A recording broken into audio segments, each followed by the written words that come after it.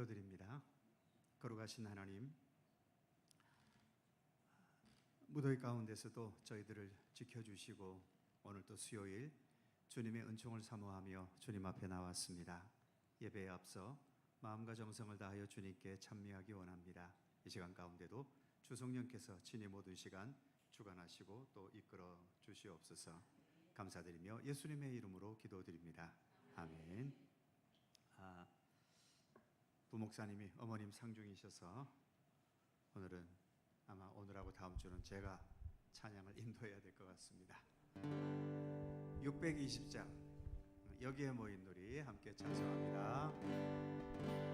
여기에 모인 우리 주의 은총 받은 자여라. 주께서 이 자리에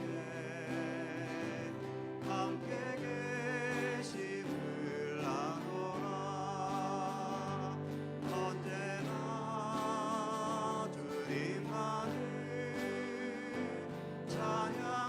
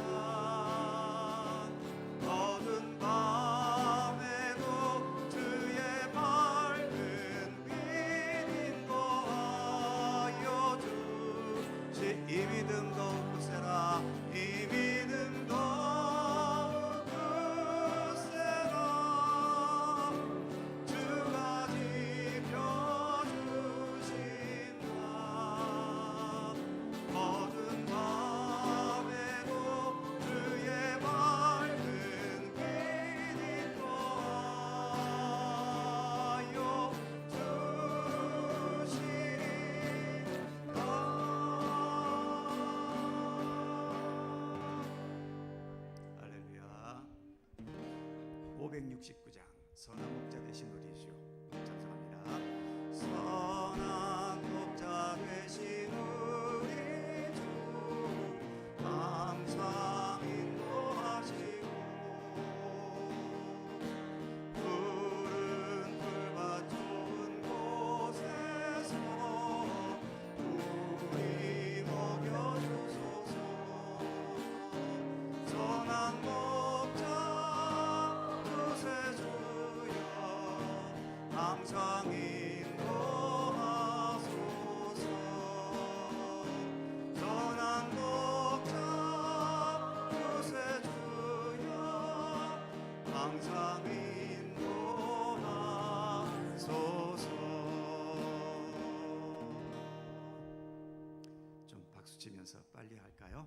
하나 둘 셋 넷. 선한 목자 되신 우리 주 항상 인도하시고 푸른 풀밭 좋은 곳에서 우리 먹여주소서. 선한 목자 구세주여 항상 인도하소서. 선한 목자 구세주여 항상 인도하소서.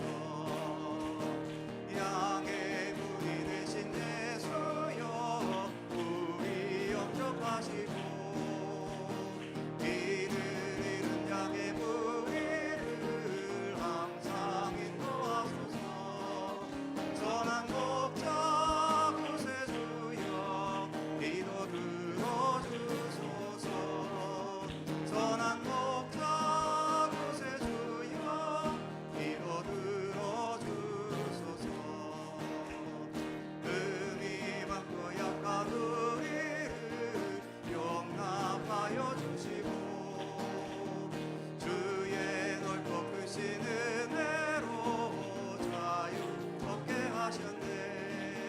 선한 목자 구세주여 지금 나아갑니다. 선한 목자 구세주여 지금 나아갑니다. 일찍 주의 뜻을 따라서 살아가게 하시고 주의 크신 사랑 베푸사 살아가게 하소서. 선한 목자 구세주여 항상 인도하소서. 선한 목자 구세주여 항상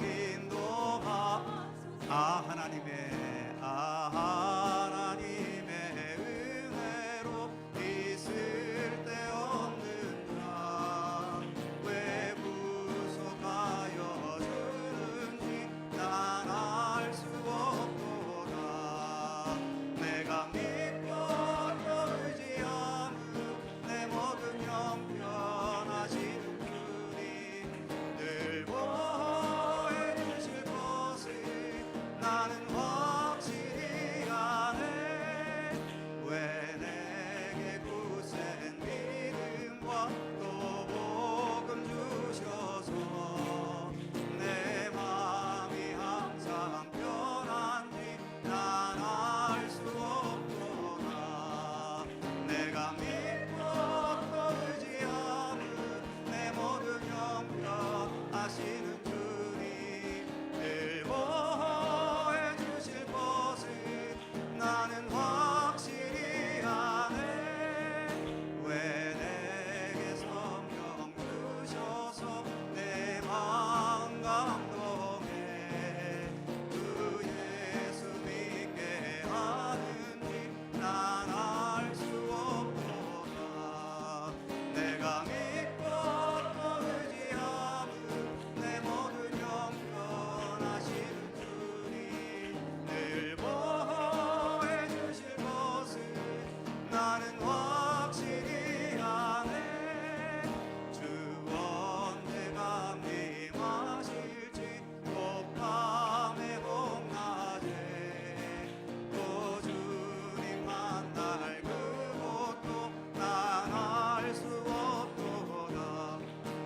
내가 믿고 또 의지하는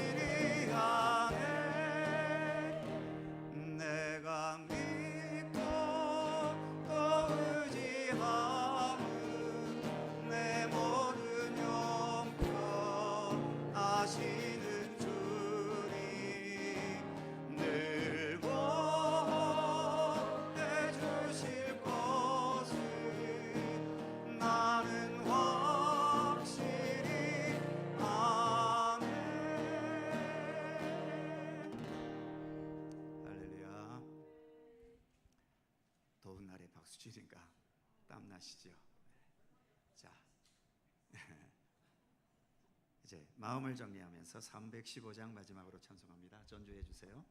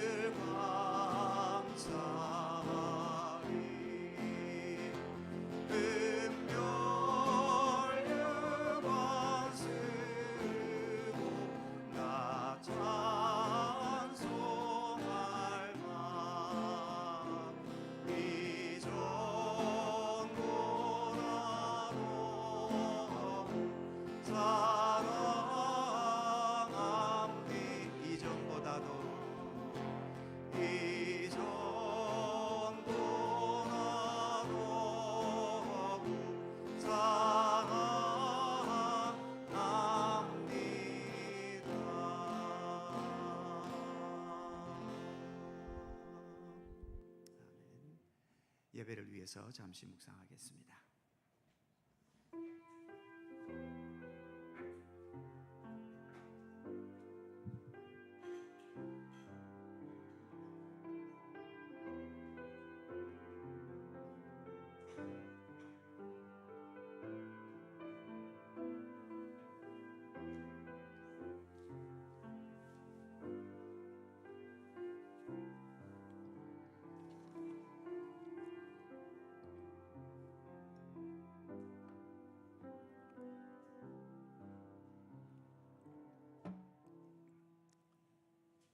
거룩하신 하나님, 오늘도 주님을 사모하며 주님 앞에 머리 숙였습니다. 오늘도 말씀과 찬양과 기도를 통하여 주님과 소통하게 하시고 주신 말씀 속에서 우리가 믿음의 사람으로서 살아야 할 삶을 또 새롭게 다짐하는 귀한 시간 되도록 이끌어 주시옵소서. 주 성령께서 친히 모든 시간을 주관하시고 인도하시기를 원하오며 예수님의 이름으로 기도드립니다. 아멘. 찬송 한 곡 더 하죠. 534장 찬송하시고 김춘옥 권사님 기도하시겠습니다.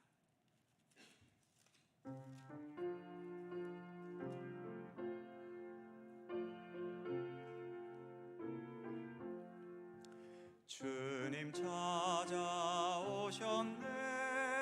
모시어 드리세 가시관을 쓰셨네 모시어 드리세 우리 죄를 속하려 십자가를 지셨네 받은 고난 크셔라 모시어 드리세 보라 성자 오셨네 모시어 드리세 영광 중에 계신 주 모시어 드리세 헛된 교만 버리고 우리 구주 모시어 영원 복락 누리세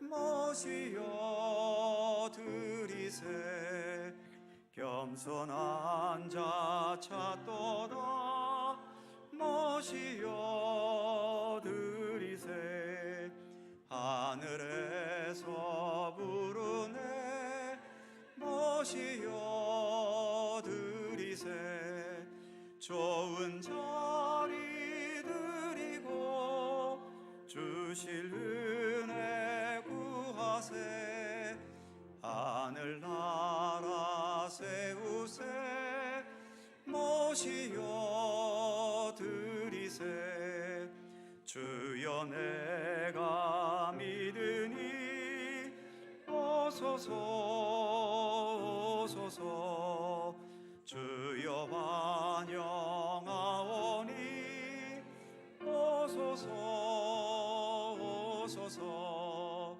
생명길로 이끄사 슬픔 위로하시고 진리 알게 하소서 오소서 오소서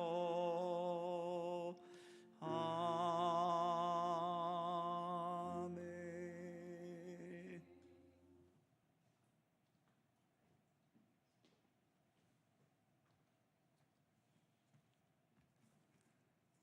사랑과 은혜가 풍성하신 하나님 아버지, 오늘도 저희를 주님의 전으로 불러주시고 주님 앞에 나와 예배 드릴 수 있도록 인도하심에 감사드립니다. 아버지 하나님, 주님의 은혜 속에 살면서 너무나 당연한 것처럼 살아온 저희를 용서하여 주옵소서. 하나님의 말씀을 삶 속에서 온전히 따르지 못했던 우리를 긍휼히 여겨주시고 회개하는 마음 위에 은혜를 더하여 주시옵소서.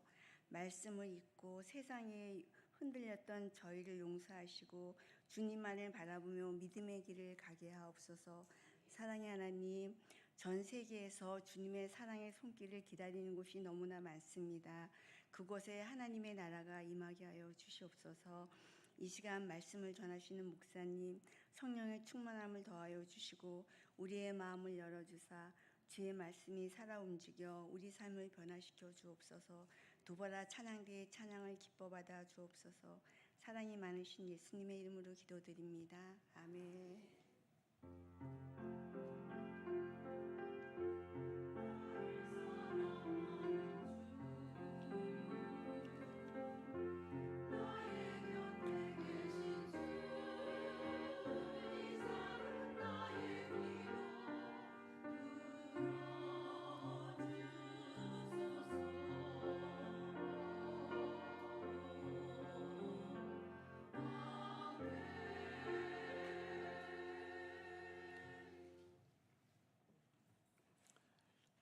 성경 말씀 함께 보지요. 로마서 14장 6절입니다. 신약성경 258면 신약성경 258면 로마서 14장 6절에서 8절까지의 말씀입니다.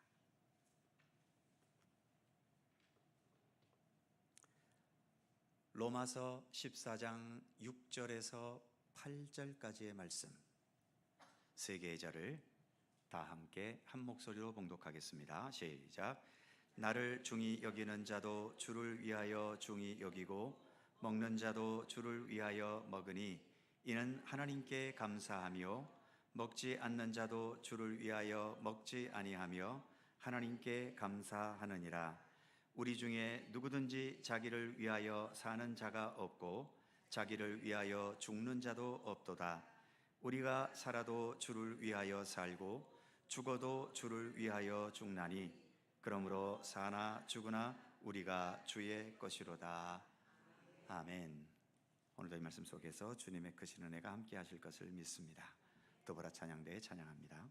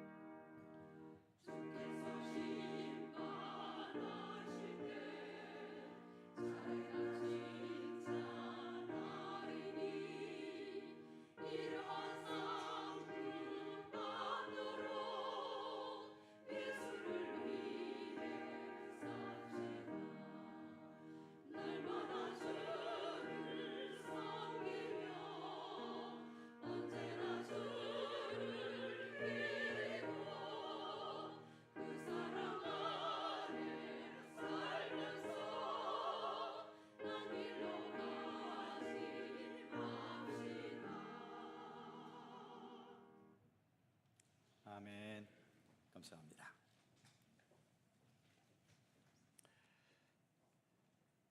그리스도인의 삶이라는 주제로 네 번째 시간입니다. 우리가 행위를 통해서 구원받는 것은 아니고 기독교 신앙은 믿음으로 말미암아 구원을 얻지요. 그러니까 지금 우리가 다루는 주제들은 이 주제대로 살지 못했다고 해서 구원받지 못하는 건 아닙니다. 단지 우리가 구원받은 사람으로서 지녀야 될 모습, 또 구원받은 하나님의 백성들이 추구하는 삶 속에 이런 삶, 이런 인격, 이런 성품, 이런 삶의 태도, 이것이 필요하다는 것을 우리가 지금 배워가고 있는 거지요. 우리가 모르는 사실을 우리가 처음 알게 되는 것은 아니고요. 다 알고는 있지만 그러나 때로 우리가 믿음의 길을 걸어가면서 예수 그리스도를 통한 구원에는 우리가 많이 관심을 가지고 또 그것에 우리의 경건의 노력을 기울이기도 하지만 그런 그리스도인으로서 우리에게 주어진 이 삶을 어떤 마음가짐으로 어떻게 살아야 될 것이냐에 대해서는 때로 소홀할 때가 사실은 많이 있지요. 그래서 구원과 직결되는 것은 아니지만 그래도 구원받은 사람으로서 마땅한 삶, 마땅한 가치관, 마땅한 삶의 태도가 무엇인지를 우리는 몇 가지 지금 살펴가고 있는 중입니다. 오늘은 제목에 있는 것처럼 극기와 겸손의 삶.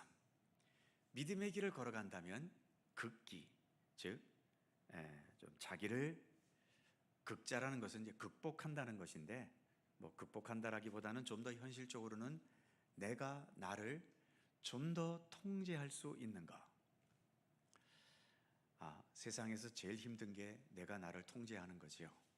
물론 아주 인격이 훌륭하신 분들은 어떤 상황에서도 흔들림 없이 내가 내 자신을 잘 통제해 가기도 하지만, 그러나 웬만한 사람들은 어느 정도까지는 좀 참는다 하더라도 그 참는 한계가 넘어서면 내가 내 자신을 통제하지 못해서 막 거친 감정이 나오게 되고 막 삶이 흐트러지고 때로는 자포자기하기도 하고, 참 안타까운 일이지만 우리나라가 세계에서 가장 앞서는 것이 몇 가지가 있는데, 좋은 것도 있지만 나쁜 게 몇 가지가 있죠. 그 중에 제일 나쁜 거가 자살률이 제일 높다는 겁니다. 안타까운 일이지요. 뭔가에 의해서 내 삶이 무너졌어요.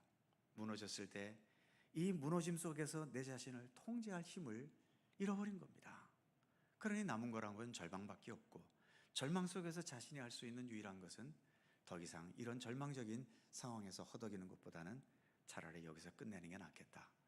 그래서 스스로 이렇게 목숨을 끊는 일이 많은데, 이게 우리나라가 세계에서 금메달, 은메달이라고 하는 것은 참 비극인 거지요. 너무 빠른 시일 내에 경제 성장을 우리가 가져와서인지 다른 여느 나라보다도 우리는 어떤 물질에 대한, 돈에 대한 집착이 다른 나라에 비해서 좀 더 강한 편에 지금 우리가 속하지요. 그 통계가 있잖아요. 무엇이 우리를 행복하게 하는가? 다른 유럽이나 이런 사람들은 첫째가 가정, 둘째가 무슨 자기 일, 그리고 셋째가 돈인데, 우리나라 사람은 압도적인 1위가 돈입니다. 돈이 있어야 우리는 행복하다고 여기는 민족이 되어서, 그러니까 돈이라는 게 근데 생각만큼 어디 그렇게 쉽게 들어옵니까?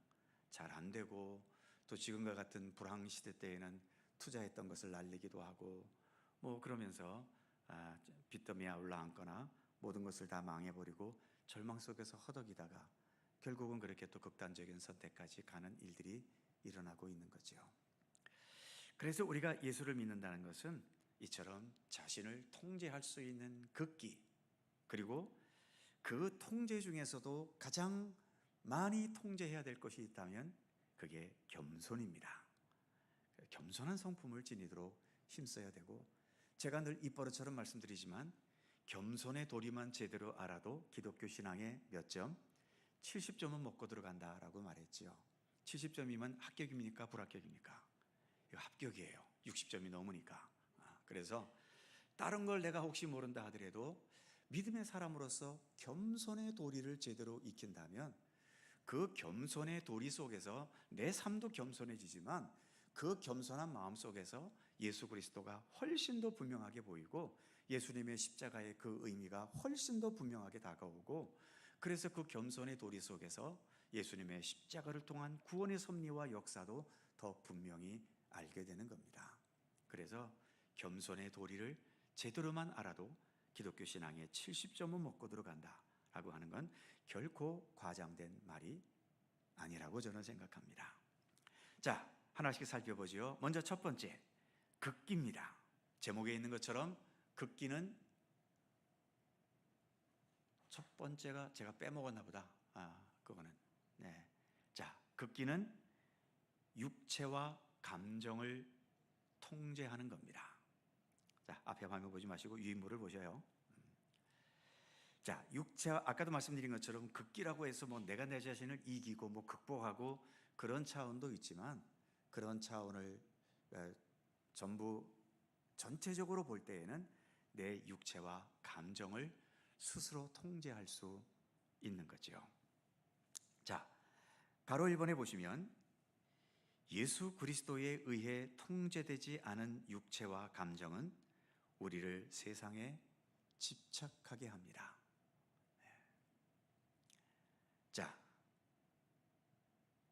여기서 말하는 것처럼 예수 그리스도에 의해서 내 자신이 다스려지지 않으면, 예수님이 나를 지배하셔서 내 생각, 내 감정, 내 육체, 내 모든 행동들, 이것을 통제해 주지 않으시면 우리의 육체와 감정은 결국 보이는 것은 세상밖에 없기 때문에 세상에 집착하게 된다는 거죠. 자, 동그라미 1번에 보시면 예수 그리스도에 통제되지 않으면 첫 번째로 하나님과 연합이 방해가 됩니다. 우리가 하나님과 소통한다라고 하는 것도 내 의지나 내 능력으로는 하나님과 소통할 능력이 우리에게는 없습니다. 그러기에 주님께서 우리를 다스려 주시고 예수님께서 하나님과 우리 사이에 그 연결시켜주는 중보적인 역할이 아니고서는 우리가 하나님과 소통하는 것도 불가능해지지요. 그래서 우리는 예수 그리스도에 의해 통제되어야 그 중보자이신 예수님을 통해서 우리는 하나님과 교류하게 되고 하나님의 생명력을 더 우리가 공급받을 수 있게 되는 거지요. 동그라미 두 번째로, 예수 그리스도에 통제되지 않으면 또 어떤 결과가 있는가? 이기적인 만족, 자신의 목적만을 추구하게 됩니다. 예수 그리스도에 의해서 우리가 예수님 안에 들어가지 않으면 보이는 것은 내 자신밖에 더 있습니까? 그러니 자기 자신만 생각하는 이기적인 만족, 자신의 목적만을 추구하는 삶이 되어버리고 마는 거죠. 그로 인해서 동그라미 3번에 보시면 다른 사람에 대해 우리 자신의 은사를 선하게 쓰지 못하게 된다는 거죠. 하나님께서 우리에게 주신 나만의 장점, 나만의 재능, 나만의 앞선 것이 있는데 이것이 예수님에 의해 통제되면 모두를 위해서, 너를 위해서, 또 나 외에 여러 다른 사람들을 위해서 이 은사들이 선하게 쓰여질 텐데 통제되지 못하면 결국 그것이 악한 도구로 쓰여지거나 아무 도움도 되지 못하는 쓸모없는 것이 되고 마는 거지요. 그래서 예수님에 의해 통제된다는 것은 참 중요합니다. 가로 2번에 보시면 반면 예수 그리스도에 의해 통제된 육체와 감정은 하나님의 창조 질서를 받아들이고 따르게 되면서 하나님께 영광이 되고 선한 영향력의 도구가 되는 겁니다. 그래서 주님, 나를 다스려 주십시오. 나를 통제해 주십시오. 나의 삶에 대한 모든 지배권을 주님께서 가지십시오. 저는 오로지 주님의 뜻에만 복종하고 주님의 인도하심에 겸허히 따르고 주님의 말씀과 주님의 뜻에 따라 내 모든 삶을 살아가겠나이다. 우리가 기도할 때마다 이러한 기도를 주님 앞에 드리면서 내 자신을 어떻게 하든 주님의 지배 속에, 주님의 통제 속에 들어가려고 하는 노력은 대단히 필요한 우리의 경건의 노력입니다. 그래야만 하나님의 창조 질서를 따르고 또 하나님께 영광이 되고 이 세상을 향해, 우리 이웃을 향해 선한 영향력을 끼치는 도구가 될 수 있는 거죠. 세 번째 보시면 바로 오늘 우리가 읽었던 로마서 14장 6절이지요. 참된 극기의 모습, 자신을 극기했다라고 할 때에 진정한 극기에 이르렀을 때의 모습이 어떠한가? 바로 오늘 우리가 읽었지요. 동그라미 1번, 살아도 주를 위해, 죽어도 주를 위해, 그래서 사나 죽으나 우리가 주의 것이로다. 참 바울은 이 말을 할 만하지요. 왜냐하면 바울이야말로 정말 사나 죽으나 그의 마음속에는 오직 주님의 영광, 주님의 복음, 이 땅에 예수 그리스도 그 피 묻은 십자가 부활의 복음을 이 땅의 많은 사람들에게 알게 하는 것, 거기에 그의 모든 인생에 초점이 있었거든요. 이런 복음 전하는 것으로 인해서 일이 잘 돼서 교회도 세워지고 교회가 부흥하는 좋은 것도 있지만 이것 때문에 또 붙잡혀서 감옥에 들어가고 매를 맞고 고문을 당하고 언제 죽을지 모르는 위험에 수없이 빠지고, 바울은 내가 어떠한 결과를 당하든지 나는 거기에 개의치 않는다. 빌립보서 4장의 고백처럼 나는 가난한 데 처할 줄도 알고 부유한 데 처할 줄도 알아서 모든 일에 나는 자족하는 비결을 배웠다. 바로 내게 능력 주시는 자 안에서, 능력 주시는 자 안에서라는 게 뭡니까? 주님께서 나를 지배하시고 주님께서 나를 통제해 주시는 그 손길 속에서 나는 모든 것을 할 수 있다고 그는 말했던 거지요. 그렇기 때문에 오늘 로마서에서도 우리가 살아도 주를 위해 살고 죽어도 주를 위해 죽는다. 그러니 내가 지금 살아있다면 이 살아있는 것이 주님의 영광을 위해 쓰임받으니까 감사한 것이고, 만일 내가 죽는다면 죽어도 나의 죽음이 주님의 선하신 뜻을 위해 도구가 되어진다면 기꺼이 죽을 수 있다는 거죠. 그래서 사나 죽으나 우리는 주의 것이다 라고 말하는 겁니다. 좀 더 살펴보면 동그라미 2번이죠. 살아도 주를 위해, 첫 번째 동그라미 살아있다는 자체를 하나님의 창조의 섭리에 대한 감사가 되게 할 수 있는 거죠. 두 번째 동그라미, 살아있으니까 주님의 말씀과 뜻에 합당하게 살 수 있지 않습니까? 그것을 위해 힘쓸 수 있지 않습니까? 그래서 살아있는 내 삶을 주를 위해 사는 삶이 되게 하려는 것, 이게 진정한 극기라고 하는 거죠. 동그라미 3번에 보시면 죽어도 주를 위해, 죽어도 주를 위해 죽는다. 그래서 내게 당장 죽음이 와도 나는 아무것도 거리낄 게 없다. 참 우리가 이런 경지에까지 올라갔으면 좋겠는데 아직도 우리는 더 살고 싶지요. 더 살아야 되고 또 지금 죽는다면 너무 미련과 아쉬움이 많을 것 같아요. 그러나 아무튼 죽어도 주를 위해 죽을 수 있다는 이 마음은 첫 번째 동그라미 있는 것처럼 세상과 피조물에 대한 우리의 자유의 표징. 그러니까 바울처럼 내가 사나 죽으나 주님의 것이다. 그래서 나는 죽든지 살든지 나는 개의치 않는다. 굉장히 자유로운 거죠. 우리는 이렇게 자유민주주의 국가에 살지만 우리는 많은 면에서 세상이 우리를 압박하기보다도 내가 내 자신의 욕망과 헛된 생각과 헛된 가치관 때문에 내가 내 자신을 얽매이는 경우들도 무척이나 많습니다. 역시 가장 첫 번째는 우리가 물질에서 자유롭지 못한 거지요. 성경에서는 심령이 가난한 자가 복이 있다라고 말씀하셨고요. 예수님께서는 부자가 천국 들어가는 것이 낙타가 바늘구멍 들어가는 것보다 더 힘들다라고까지 말씀을 하셨잖아요. 그렇다고 해서 가난한 자가 더 좋다는 것이 아니라 부자든 가난하든 그것은 우리가 주님 안에서 바르게 통제되었을 때에 부유할 때는 부유할 대로 거기 환경 속에서 우리가 살아가야 될 삶이 있고, 가난하고 힘겹고 불리한 조건에 처해졌을 때에도 그것 때문에 억울하고 내 인생이 망한 것이 아니라 그 상황에서도 내가 살아내야 될 삶이 있다라고 하는 거죠. 그걸 깨닫는 게 기독교 신앙입니다. 그것을 깨달을 수 있을 때 그게 진정한 극기이고, 그것이 지금 말하는 것처럼 세상과 피조물 속에서 우리는 그 어떤 것에 얽매임 없이 자유롭게 살아간다라고 하는 거죠. 우리가 예수를 믿어가면서 이런 자유함을 좀 더 배워갈 수 있었으면 좋겠어요. 주님께서 나를 지배하시는 삶, 그 지배 속에서는 모든 것이 합력하여 선을 이룬다.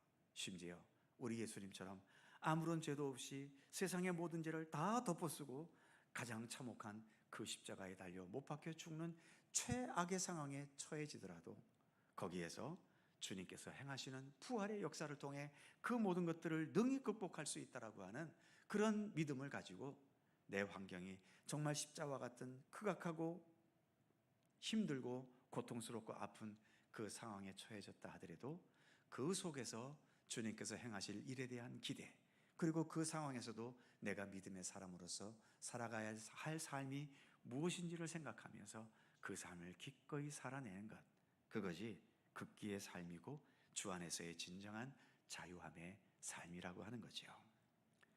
두 번째 동그라미 보시면 하나님 한 분만으로 충분하다며 만족하다는 고백이 죽어도 주를 위해 죽는다는 고백 속에 담겨져 있는 겁니다. 복음성 가사에도 있죠. 나의 하나님 한 분만으로 나는 만족하겠다. 우리의 이 고백이 진정한 고백이 될 수 있으면 좋겠습니다. 아직도 우리는 하나님 한 분으로 만족이 안 되지요. 있을 건 다 있어야 되고, 놀 거 다 놀아야 되고, 누릴 거 다 누려야 되고, 남들만큼, 때로는 남들보다 더, 이러한 욕심이 여전히 우리 가운데 남아 있어서 아직도 우리는 죽어도 주를 위해 죽기까지 그 단계에는 이르지 못한 것 같아요. 그래서 우리가 기울여야 될 경건의 노력의 영역이 아직도 많이 남아 있는 겁니다. 그 다음 세 번째 동그라미 보시면 예수님의 고난을 함께 나누는 거지요. 주님만 고난의 길 가신 것이 아니라 예수님께서 고난의 길을 가셨기 때문에 나도 일부러 고난을 찾아갈 것은 아니지만 내게 주어진 삶이 예수님의 고난의 길에 함께 해야 될 삶이라면 기꺼이 그것을 받아들일 수 있는 의지와 용기로 살아가는 거지요. 그리고 마지막 네 번째 동그라미는 우리 자신과 모든 운명을 주님의 손에 맡기는 자세. 예수님도 그러셨죠. 십자가 지시기 전날 겟세마네 동산에서 나의 원대로 마시고 아버지의 원대로 하시옵소서, 주님께 모든 것을 맡겼죠. 그리고 십자가에서 돌아가시기 전 마지막 기도가 무엇이었습니까? 아버지, 나의 영혼을 아버지 손에 부탁하나이다. 주님께 맡깁니다. 모든 것을 주님께 맡기셨던 거죠. 맡겼기 때문에 자유로울 수 있는 겁니다. 안 맡기니까 내가 갖고 있으니까 갖고 있는 것만큼 또 내게는 염려가 되고 걱정이 되고 근심이 될 수밖에 없는 거죠.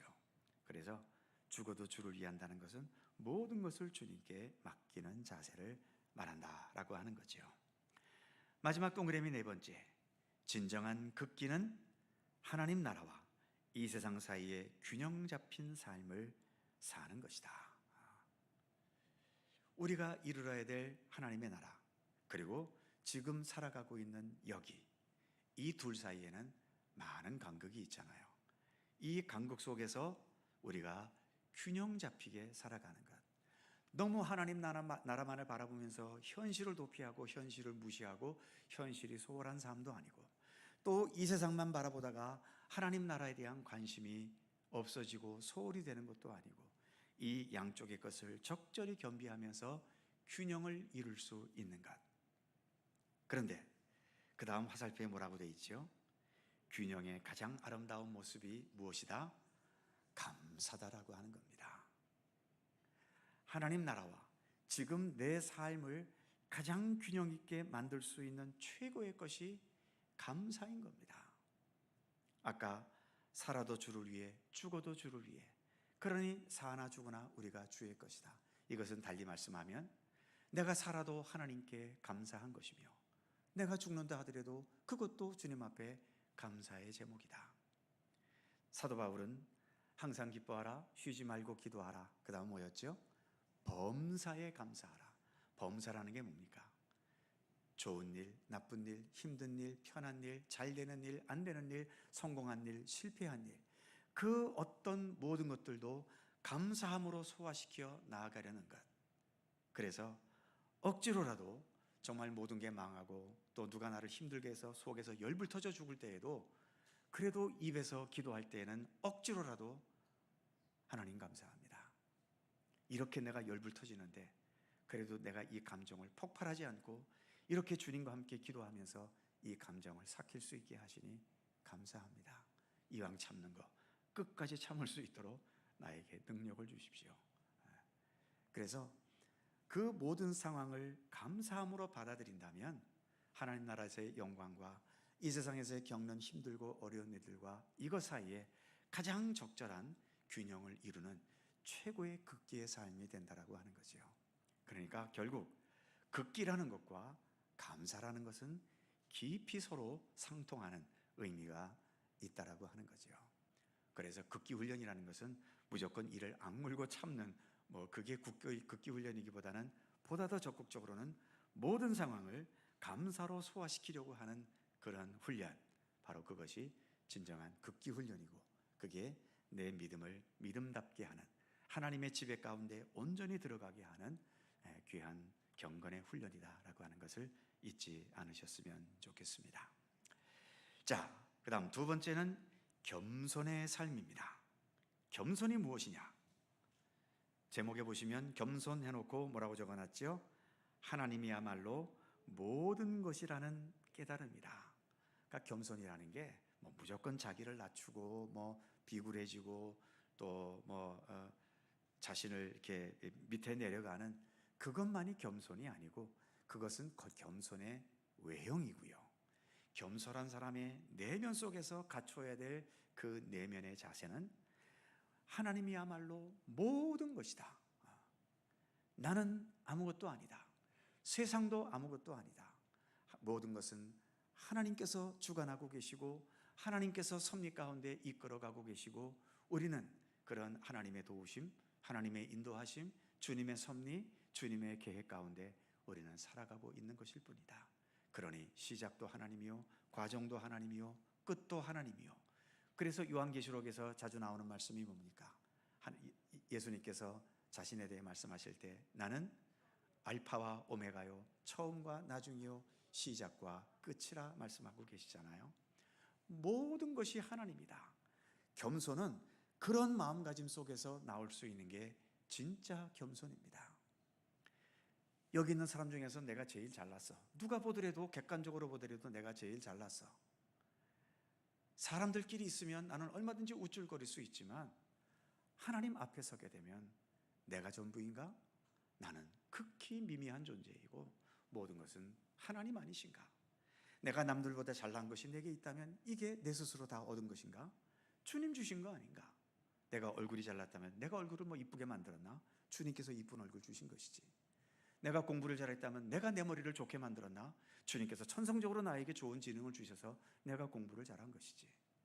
생각해보면 모든 것은 하나님입니다. 나는 아무것도 아닌 거죠. 그런 것을 제대로 인식하고 깨닫는 데에서 참된 겸손의 도리가, 겸손의 모습이 나올 수 있다는 겁니다. 자, 좀 더 구체적으로 보시면 가로 1번, 주님께서 나의 어디로 오셨습니까? 밑바닥으로 오셔서 나를 건져주시고 높여주심을 깨닫는 겁니다. 자, 바울도 예수님을 만나기 전에는 유대인으로서 살았지 않습니까? 그 유대인도 그냥 유대인이 아니고 아주 극렬한 그 유대인이었었죠. 바울의 생각 속에 하나님의 율법을 따르지 않는 것 같은 저 기독교인들, 예수라는 작자, 이건 다 잘못된 자들이고, 그래서 예수 믿는 사람들 교회는 마땅히 파괴시켜야 돼, 다 죽여야 돼.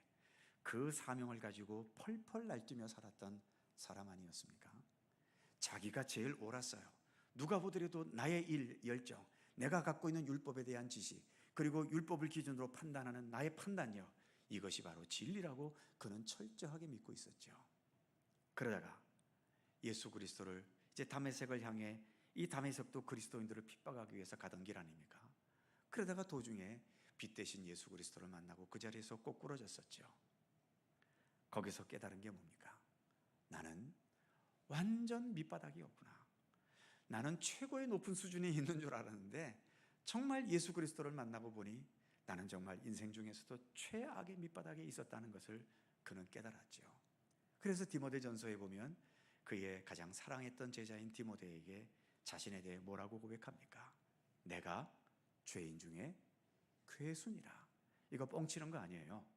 바울이 그냥 뭐 우리가 말할 때처럼 겸손을 떨기 위해서 한번 말해보는 그게 아니라, 바울은 바울 자신이 자신을 생각해 볼 때에도 예수 그리스도를 알기 전에 나 정말 나는 죄인 중에 괴수였다는 것을 철저히 깨달은 거죠. 바로 예수님은 가장 밑바닥에 있던 죄인 중에 괴수였던 나에게 찾아오셔서 나를 건져주셨고, 그리고 지금 그리스도의 복음을 위한 사도로서 일할 수 있도록 나에게 이 소중한 사명을 주셨지 않은가. 그러니 바울의 입장에서는 자기의 것이 하나도 없는 겁니다. 그래서 우리가 잘 아는 갈라디아 2장 20절, 내가 그리스도와 함께 십자가에 못 박혔나니 그런즉 이제 내 안에 내가 사는 것이 아니요 예수 그리스도께서 살아계신다. 나는 오로지 내 안에 내가 사는 인생을 사는 것이 아니라 내 안에 계신 예수 그리스도께서 나를 지배하시고 나를 통제하시고 나를 이끌어 가시고 철저하게 예수 그리스도 중심의 그러한 삶을 살아가고 있다고 말하지 않습니까? 이제 바울은 더 이상 자신을 드러내지 않습니다. 오직 자기 안에 계신 예수 그리스도 그분만 드러내려고 했던 거죠. 그렇기 때문에 나를 드러내려 했다면, 내가 나를 드러내려다가 감방에 가고 매 맞고 그러면 이건 자존심 상하는 일이고 실패지요. 그런데 그리스도를 드러내는 것이니까 내가 감방에 갇힘으로 그리스도가 드러날 수 있다? 얼마든지 감방에 가는 거죠. 내가 고문을 당하고 매를 맞고 또 어떤 위험에 겪는다 하더라도 이 모든 것이 내가 어떤 인생의 실패작이어서 겪는 아픔이 아니라 그리스도의 복음을 위해서, 그리스도를 드러내기 위해서 가야 할 길이라면 이게 나에게 무슨 아픔이 되고 슬픔으로 끝나겠는가? 오히려 나는 기쁨으로 이 길을 걷겠다는 그런 의지가 바울에게는 있었던 겁니다. 이러한 것이 진정한 겸손의 모습이다라고 하는 거죠. 나는 아니며 오직 예수 그리스도 하나님이 전부다라고 하는 그러한 마음가짐 말이죠. 그래서 그 다음 두 번째, 가로 2번, 그래서 인간의 자아는 아무것도 아니며 하나님의 은사, 하나님의 은혜, 하나님의 섭리만이 중요하다는 확신, 이것이 겸손의 자세입니다. 뒷페이지 넘어갈까요? 3번, 자신에게는 그 어떤 생명에 대한 능력과 힘이 없음을 인식하면서 오직 하나님께만 기대고 의지하며 구하는 자세. 복음성 중에 그런 복음성이 있죠.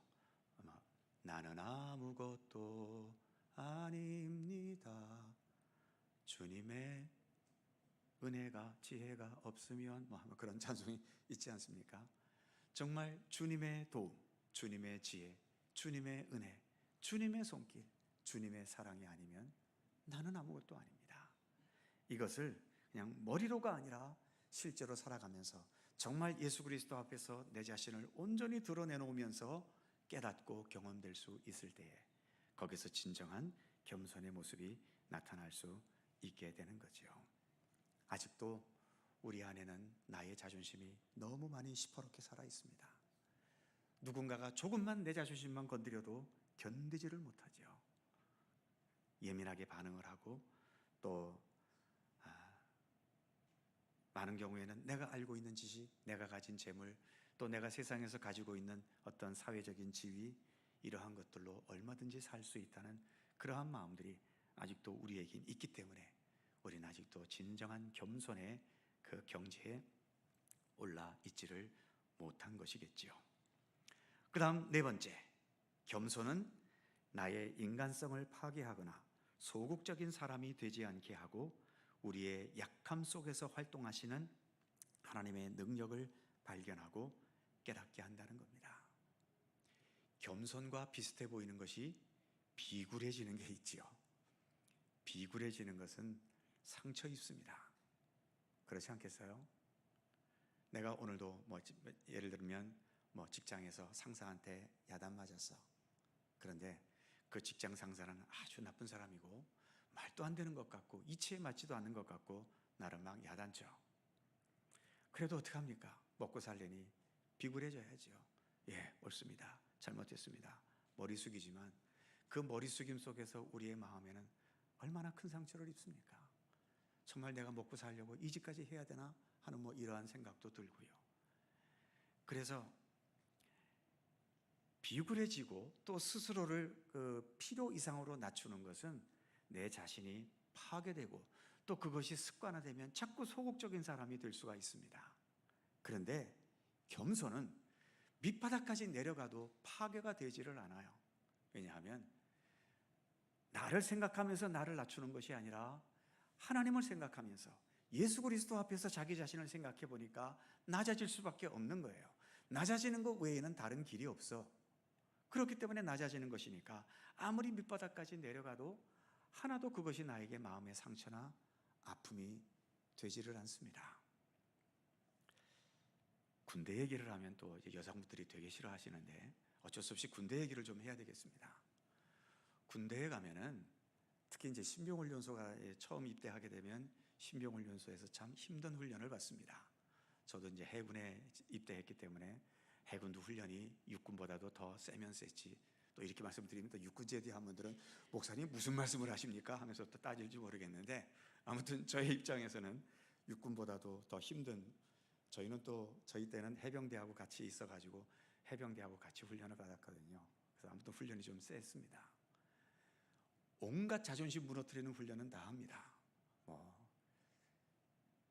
빤스만 입고 운동장 뛰는 거는 그건 다반사고요. 때로는 빤스까지 벗고라도 정말 뛰기도 하고 이제 진해 훈련소에는 그 갯벌이 있는데 그 갯벌은 저희들의 아주 전용 안방이죠. 수시로 거기 드나들어서 갯벌을 기어다니면서 온몸 시커멓게 다 만들어 버리고 별 훈련을 다 합니다. 그런데 그 훈련 받으면서 우리 자존심이 상할까요? 야, 내가 이게 빤스 입고 이렇게 뛰니 창피해 죽겠다, 쪽팔려 죽겠다 그럽니까? 안 그럽니다. 왜냐하면 군인으로 서기 위해 반드시 거쳐야 되는 하나의 과정이라는 것을 알기 때문에 그런 힘든 과정을 거쳐도 그것 때문에 자존심 상해서 내 마음이 무너지고 그렇지 않지요. 그래서 남자들끼리 모이면 군대 얘기하면 아주 힘들게 훈련받은 얘기 또 재밌게 거기다 뻥튀기까지 해가면서 또 그렇게 이야기하고 그러잖아요. 오히려 그게 자랑이 되는 겁니다. 겸손이라는 게 그래요. 낮아졌는데도 하나도 그것이 나에게 아픔이 되거나 자존심이 상하거나 기분 나쁘질 않아요. 오히려 내가 그렇게 겸손할 수 있었다는 사실에, 그리고 그 겸손을 통해서 선한 결과가 주어졌다면 그건 더할 나위 없이 기쁜 거지요. 바로 이런 겸손의 도리를 깨닫게 된다는 겁니다. 고린도후서 12장 10절을 거기 적어놨죠. 이는 내가 약할 그때에 곧 강함이니라. 바울에게는 이런 마음이 있었어요. 바울도 무수한 약함이 있었죠. 고린도후서 12장 내용은 많은 분들이 알고 계시죠. 내용이 뭔가 하면 바울에게는 심각한 질병이 있었다고 말하고 있죠. 무슨 질병인지는 그가 밝히고 있지는 않지만 전해오는 이야기에 의하면 그 다메섹 도상에서 그 강렬한 빛을 받을 때 눈이 충격이 받아서 아주 심한 안질이 있고 시력이 아주 좋지 못했다는 그런 설이 있지요. 그 안질 때문에 무척 고생했다는 말도 있고요. 또는 그때의 충격 때문에 뇌가 좀 손상했는지 약간의 간질 증세가 있었다라고 전해지기도 해요. 특히 복음 사역자에게 간질 증세가 있다는 건 정말 심각한 거잖아요. 진짜인지 아닌지 모르겠지만 아무튼 바울도 자신에게 있는 이 질병이 너무 심각하기 때문에, 그리고 더 기가 막힌 건 바울을 통해서 질병에서 나은 사람이 얼마나 많습니까? 바울도 죽은 사람 살렸던 사람이에요. 그런데 정작 자기 몸에 있는 자기의 병은 못 고치는 거예요. 기도하고 또 기도하고, 고린도후서 12장의 표현에 의하면 내가 이 육체의 가시를 위해서 주님께 3번 간구했다. 3번 간구했다는 것은 딱 3번 기도했다는 얘기가 아니라 응답받을 때까지 기도했다는 거죠. 기도하고 기도하고 또 기도했는데 하나님께서 최종적으로 주신 응답이 뭡니까? 내 은혜가 너에게 족하도다. 하나님도 이럴 땐 좀 짓궂죠. 안 들어줄 거야 그냥 그러시면 될 거를 아주 고상하게 내 은혜가 너에게 족하도다 하면서 고쳐주질 않으신 거예요. 그래서 바울은 화가 났을까요? 아닙니다. 거기서 깨달은 것이 내가 약할 때 강합니다. 왜? 내가 약할 그때 이 약함으로 내가 뭘 할 수 있겠는가? 그러기에 이 약함의 순간에 주님께서 더 강하게 역사하셔서 주님의 뜻을 나타낼 수 있다면 나의 약함이 오히려 주님의 강함을 나타낼 수 있는 도구가 될 수 있지 않겠는가? 이게 진정한 겸손인 겁니다. 왜 나를 안 고쳐주시는 거야? 내가 이렇게 주를 위해서 뭔가 마음을 다해가면서 헌신하고 봉사하는데 왜 주님께서 딴 사람 병은 다 고쳐주시면서 내 병은 왜 안 고쳐주셔? 하고 따지는 거, 이건 겸손 아닙니다. 겸손은 남들은 다 되고 나만 안 됐어도 바로 바울처럼 내가 약할 그때에 곧 강합니다. 내가 안 되니까, 내가 약하니까, 내가 아프니까 거기에 주님께서 더 많은 사랑과 은혜의 관심으로 나와 함께하고 계시는 것이 아닌가? 그런 주님의 손길, 그것을 인식하면서 그 상황에 오히려 감사할 수 있고 내가 약할 그때가 오히려 강함이다라고 말할 수 있는 것, 이게 진정한 겸손의 모습이다라고 하는 거죠. 마지막 5번째, 겸손하려 노력하는 자에게 예수님은 자신의 참 모습을 보이신다는 겁니다. 예수님도 하나님 앞에서는 무척이나 겸손하셨던 분 아닙니까? 아버지께서 일하시니 나도 일한다. 나의 원대로 마시고 아버지의 원대로 하시옵소서. 나의 영혼을 아버지 손에 부탁하나이다. 그런 예수님이시기 때문에 그 예수님을 제대로 보고 알고 깨달으려면 우리 마음속에도 예수님과 같은 겸손함이 있어야 예수님을 알고 예수님과 소통할 수 있게 되는 거죠. 자, 오늘 이렇게 해서 우리가 믿음의 길을 걸어가면서 유익이 될 수 있는 좋은 성품, 극기와 즉 육체와 감정을 주님의 손길로 통제하는 것, 그리고 겸손, 하나님이 모든 것이다라고 하는 것을 진실하게 고백할 수 있는 바로 이 겸손이 우리가 믿음의 길을 걸어가면서 우리 가운데 갖추어야 할 마음가짐이고 또 믿음의 태도인 것임을 함께 생각해 보았습니다. 기도하겠습니다. 오늘의 말씀을 생각하며 함께 한 목소리로 기도하시기 바랍니다. 하나님, 주님께서 나를 온전히 지배하셔서 내 마음, 내 생각, 내 행동 하나하나, 내 습관과 버릇에 이르기까지 다 지배해 주시고 주님께서 나를 통제해 주셔서 내 삶이 오직 주님 안에서 올바르게 살아가는 삶이 되게 해 주십시오. 기도하시기를 바랍니다. 겸손의 덕목을 주시기를 또한 간구하시기 바랍니다. 하나님이 나의 모든 것 되시고 나는 주님 앞에서 아무것도 아님을 깨닫게 해 주셔서 오직 주님을 앞세우고 주님을 더 높여드리고 주님께서 앞서가시고 우리는 주님을 겸손히 뒤따르는 그런 겸손의 도리를 올바로 깨달아갈 수 있도록 우리의 믿음을 위해 기도해 주시기 바랍니다. 나라와 민족을 위해 특별히 기도해 주시기 바랍니다. 수해로 인해서 어려움을 겪고 있는, 그리고 또 복구를 위해서 이 무더위에도 땀 흘리고 있는 우리의 모든 백성들을 위해 기도해 주시고, 특별히 미국의 참 이 일방적인 관세 정책으로 인해서 미국에 의지하며 살아가야 되는 여러 나라들이 참 전 세계적으로 몸살을 앓고 있지요. 우리나라는 아직도 관세 협상이 되지 못했습니다. 어떤 결과에 따라서 우리의 경제는 대단한 영향력을 받을 수밖에 없지요.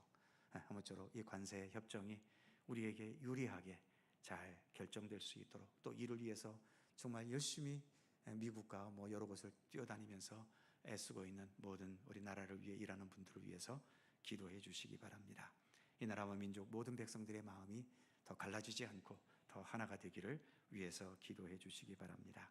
우리 교회가 더 믿음 안에서 올바르고 또 세상 속의 소금과 빛의 역할을 잘 감당하는 견고한 교회가 되기 위해 기도해 주시고, 교회 학교 여름 수련회 아동부와 유치부는 마쳤고 중고등부가 오는 화요일에 남아 있습니다. 마지막까지 모든 수련회 잘 진행되도록 위해서 기도해 주시기 바랍니다. 여러 환우들과 어려움 가운데 있는 성도들을 위해서도 기도해 주시기 바랍니다. 통성으로 2, 3분 함께 간절히 기도합니다. 걸어가신 아버지 하나님, 은혜와 사랑을 감사합니다. 오늘도 저희들을 주님 앞으로 이끌어 주시고 함께 기도할 수 있는 은총을 주셔서 감사합니다. 하나님 아버지, 오늘도 주신 귀한 말씀을 생각해 보면서 우리가 믿음의 길을 걸어가며 갖추어야 할 그 길을 갖추게 하시고 겸손을 갖출 수 있게 하여 주옵소서. 주님의 말씀으로, 주님의 손길로, 주님의 뜻으로 내 육체와 내 감정을 잘 통제해 갈 수 있도록, 내 욕망을 다스리고 죄악된 생각을 다스리고, 그리고 주님의 성품으로 우리의 마음과 삶을 아버지 안에 더 지배해 갈 수 있도록 도우시기를 원하고 기도합니다. 우리에게 겸손의 의지도 더하여 주시옵소서. 하나님이 모든 것이며 우리는 그저 미미한 하나님의 백성들일 뿐임을 더 깊이 인식하게 하여 주옵소서. 나를 드러내기보다도 주님을 먼저 나타내고 나의 생각을 앞세우기보다도 주님을 먼저 앞세울 수 있는 겸손의 도리를 우리가 바로 깨달을 수 있도록 하나님 도와주시옵소서. 그리하여 겸손의 도리를 바로 깨달아 더 진실한 그리스도인으로 참되게 살아갈 수 있도록 오늘도 우리 가운데 함께 하시기를 원하고 기도합니다. 하나님, 이 나라와 이 민족을 하나님 지켜주시고, 수혜를 당하여 어려움을 겪고 있고 복구를 위해 구슬땀을 흘리고 있는 모든 백성들의 삶이 속히 회복되도록 하나님 함께 하시고, 저들의 삶뿐만 아니라 모든 아버지의 상처난 마음도 주께서 위로하시기를 원하고 기도합니다. 관세협정을 위해서 아버지는 모든 수고와 노력을 다하고 있습니다. 저들을 주님 기억하여 주시고 헛되지 않도록 좋은 결과가 나타나도록 하나님 이 민족을 지켜주시기를 원하고 기도합니다. 그렇지 않아도 어려운 경제의 현실입니다. 더 이상 경제가 어려워지지 않도록 이 나라의 현실을 하나님께서 주관하시고 이끌어 주시기를 원하고 기도합니다. 우리 교회가 더 주의 영광과 은혜를 바라는 교회가 되게 하시고, 특별히 교회 학교 여름 수련회 잘 마치게 해주셨고 중고등부가 남아 있습니다. 마지막까지 주님 모든 시간 친히 주관하시고 섭리하시고 이끌어 주시며 수고하며 섬기는 모든 주의 종들 위에도 주님의 은총과 평강을 더하시옵소서. 여러 질병과 고통과 아픔 속에서 오늘도 주님의 치유와 회복의 은총을 바라는 성도들의 간절한 기도를 하나님 외면하지 마시고 주님께서 치료하시고 회복해 하시고 세임과 권능을 더하여 주시기를 원하고 기도합니다. 몸도 마음도 영혼도 주 안에서 강건하게 하시고 주님 평안함과 참된 자유함을 힘입을 수 있도록 우리 하나님 함께해 주시옵소서. 오늘도 함께 하신 모든 성도님들 위해 주님의 은총과 평강을 더욱더 내려 주시옵소서. 오늘도 함께 하심에 감사드립니다. 함께 주시옵소서.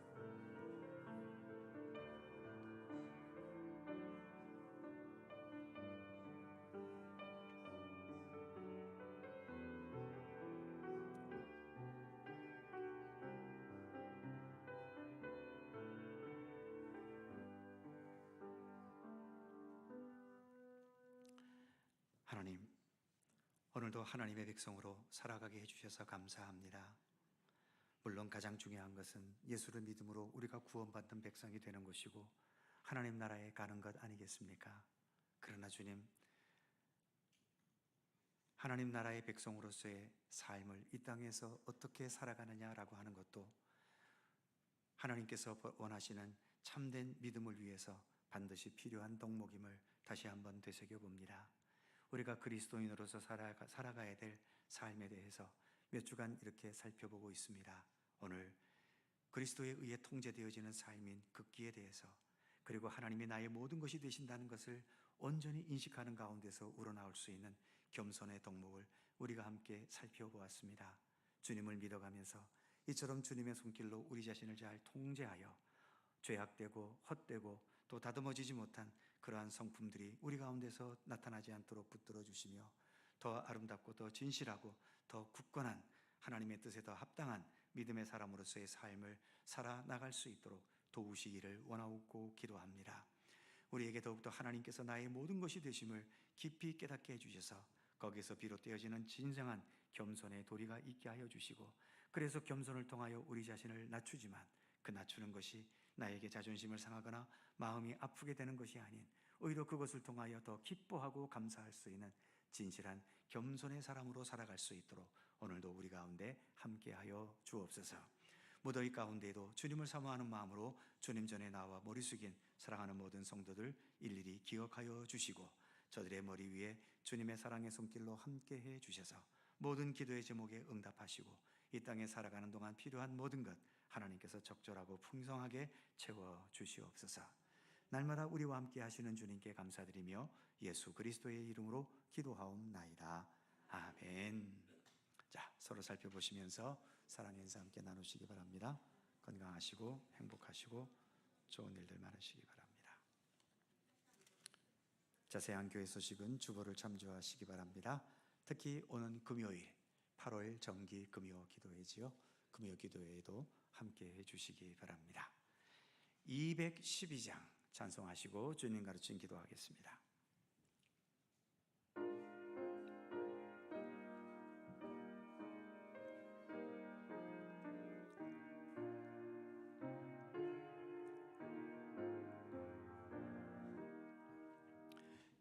겸손히 주를 섬길 때 괴로운 일이 많으나 구주여 내게 힘주사 잘 감당하게 하소서.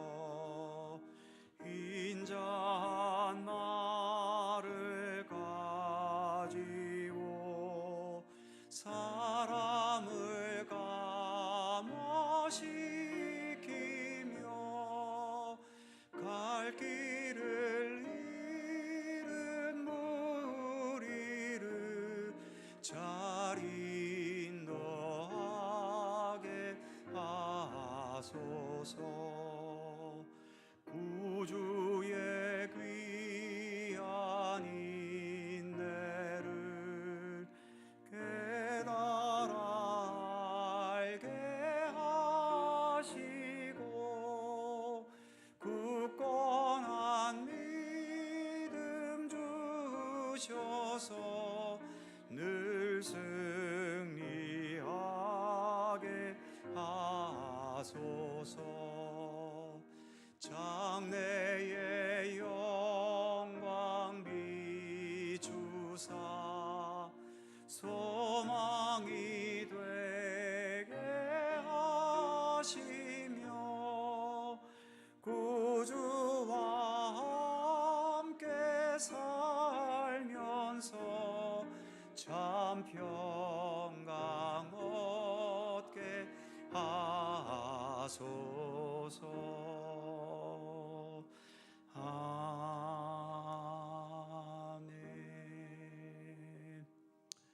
하늘에 계신 우리 아버지, 아버지의 이름을 거룩하게 하시며 아버지의 나라가 오게 하시며 아버지의 뜻이 하늘에서와 같이 땅에서도 이루어지게 하소서. 오늘 우리에게 일용할 양식을 주시고 우리가 우리에게 잘못한 사람을 용서하여 준 것 같이 우리 죄를 용서하여 주시고 우리를 시험에 빠지지 않게 하시고 악에서 구하소서. 나라와 권능과 영광이 영원히 아버지의 것입니다. 아멘.